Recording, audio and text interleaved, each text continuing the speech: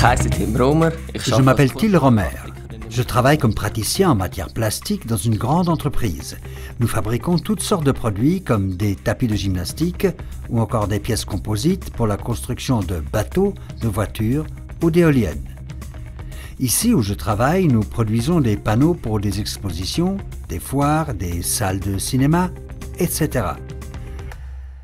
Nous utilisons des machines appelées extrudeuses qui produisent principalement des plaques ou des profilés de toutes les formes et de toutes les épaisseurs. Salut Céline. Salut Tim, ça tombe bien que tu sois là. J'ai une nouvelle tâche pour toi. Un client a commandé 10 000 plaquettes comme celle-ci. C'est à toi de les produire. Voici la recette et le bon de commande. Je reçois les instructions de ma collègue qui est technologue en matière plastique. Il y a beaucoup de tâches que je peux faire seule, mais au final, c'est elle qui est responsable de la qualité du produit et du bon déroulement du processus de production. Avant de passer à la production en série, je dois d'abord fabriquer un modèle, autrement dit, un prototype. Pour cela, j'utilise l'extrudeuse du laboratoire. Je commence par peser et mélanger les matières premières en suivant précisément les indications.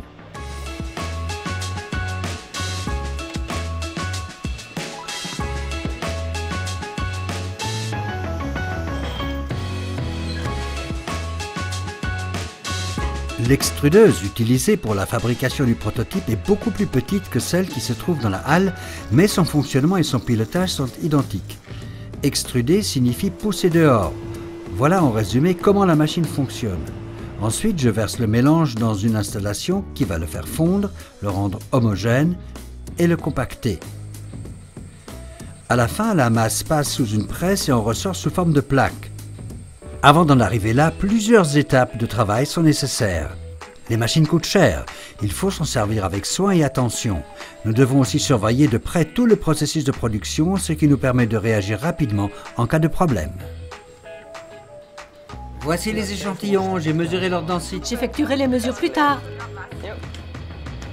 Ma collègue teste ensuite en détail les échantillons au laboratoire.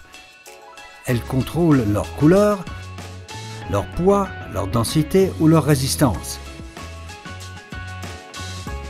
J'attends que tout soit en ordre et qu'elle me donne OK pour lancer la production en série.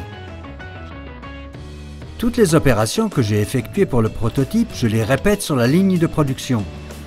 Je règle la température, j'ajoute la matière première, je change le rouleau de film protecteur, je nettoie les cylindres avant de programmer et de mettre en route l'installation. Je surveille ensuite la production. Pour exercer ce métier, il faut être habile de ses mains, aimer la mécanique et la technique et avoir l'esprit d'équipe. Entre collègues, on s'entraide beaucoup. Ces qualités me correspondent très bien, c'est pour ça que j'ai choisi ce métier, j'ai clairement fait le bon choix. Les plaques doivent toujours avoir la même qualité. Du coup, je contrôle tout dans les moindres détails, comme la solidité des couleurs ou l'épaisseur des plaques. Tout doit être soigneusement consigné. Selon le résultat, je dois recalibrer l'installation, ce qui demande beaucoup de finesse et pas mal d'expérience. C'est un travail que j'aime beaucoup. Je m'occupe aussi de la maintenance des installations. Sans machine propre et bien entretenue, il est impossible de fabriquer des produits de haute qualité. La formation de praticien en matière plastique dure 2 ans.